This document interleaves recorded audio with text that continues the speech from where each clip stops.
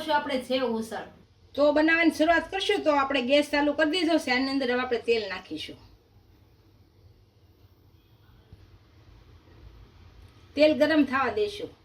આપણું તેલ ગરમ થઈ ગયું છે સારી રીતનું. આ 1 વાટકી લીલા કાપેલા કાંદા નાખીશું. આમ ચડવી નાખીશું.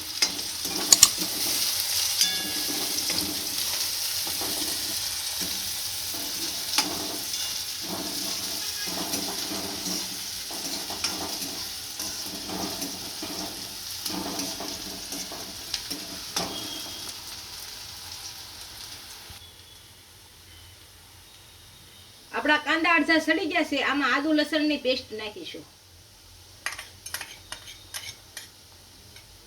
અને શેરવી નાખીશું.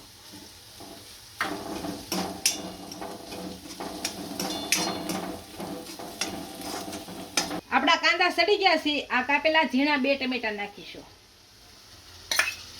અને શેરવી નાખીશું.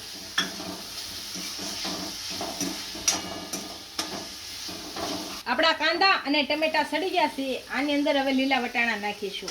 લીલા વટાણાને આપણે બાફીને નાખીશું, કેમ કે 2 થી 3 વિસલ વગાડી હતી, એ બફાઈ ગયા છે. અને ભેળવી નાખીશું.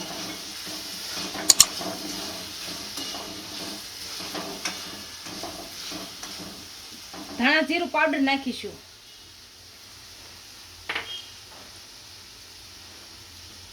હવે હળદર પાવડર નાખીશું. સ્વાદ અનુસાર મીઠું નાખીશું. ગરમ મસાલો નાખીશું. કશ્મીરી લાલ મરચું નાખીશું. આને બધાને આપણે ભેળવી દઈશું.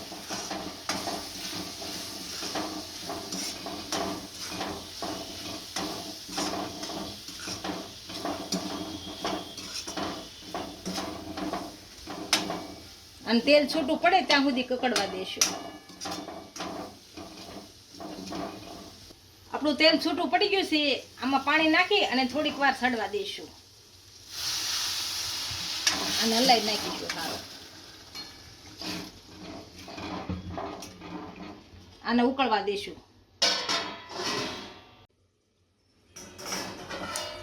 આપણું ઉસળ સડી ગયું છે. આમાં લીલા ધાણા નાખી દઈશું. હવે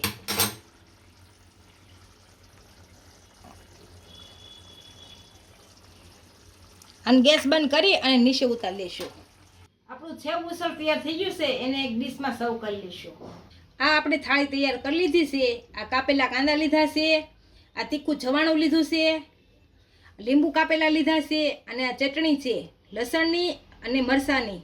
આની રેસીપી અને આ સેવની રેસીપી આપણે ઓલા મળી જશે ચેનલમાં.